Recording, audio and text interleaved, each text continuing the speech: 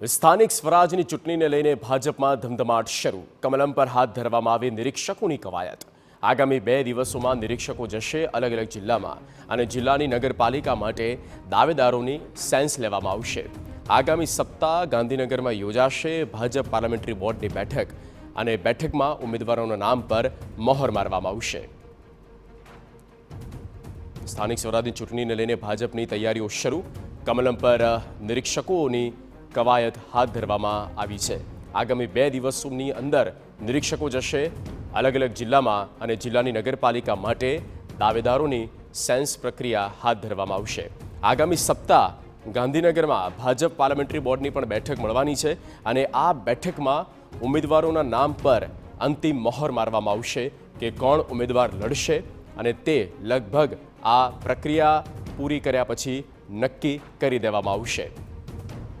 તો પાલિકા પંચાયતની આ ચૂંટણી અને ચૂંટણીમાં અત્યારથી ભાજપ તૈયારીમાં લાગી ચૂક્યું છે અને નિરીક્ષકોની પણ એક યાદી તૈયાર કરવામાં આવશે અને જેમને અલગ અલગ જિલ્લાની જવાબદારી પણ સોંપવામાં આવશે. કમલમ ખાતે આ અંગેની જે પ્રક્રિયા છે તે હાથ ધરવામાં આવી રહી છે. આ સાથે જ political editor Kinjal Mishra phone પર. કિંજલ, સ્થાનિક સ્વરાજની ચૂંટણી અને તે માટે ભાજપમાં તૈયારીઓ શરૂ. બિલકુલ, સ્થાનિક સ્વરાજની ચૂંટણી માટે કહી શકાય કે જે પડઘમ છે તે વાગી ચૂક્યા છે અને ખાસ કરીને આ ચૂંટણી ગુજરાતમાં બંને રાજકીય પક્ષો માટે મહત્વની એટલે પણ છે કેમ કે લોકસભાની ચૂંટણી બાદ આ જે સ્થાનિક સ્વરાજની ચૂંટણી છે તે યોજાઈ રહી છે. અત્યાર સુધીની વાત કરવામાં આવે તો નગરપાલિકામાં મોટા ભાગે ભાજપનો દબદબો રહ્યો છે અને પરંતુ વર્તમાન સમયમાં જે સંગઠન પર્વ ચાલી રહ્યું છે અને આગામી સમયમાં વિધાનસભા સત્ર પહેલા જે રીતે ચૂંટણીઓ યોજાઈ રહી છે ત્યારે ભાજપ દ્વારા કહી શકાય કવાયત શરૂ કરી દેવામાં આવી છે. નિરીક્ષકો દ્વારા સેન્સ પ્રક્રિયા છે તે આગામી 2 દિવસમાં લેવામાં આવશે.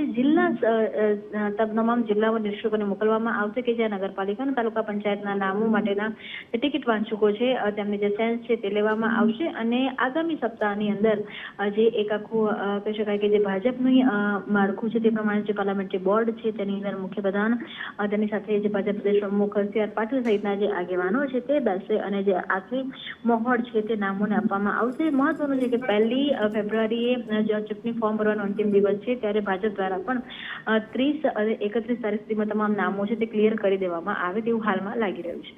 આભાર કિંજલ માહિતી માટે. તો આવનારી નજીકના જ તારીખોમાં આ અંગે લગભગ ચિત્ર સ્પષ્ટ થઈ જશે કે કોણ ઉમેદવાર હશે કયા બેઠક માટે.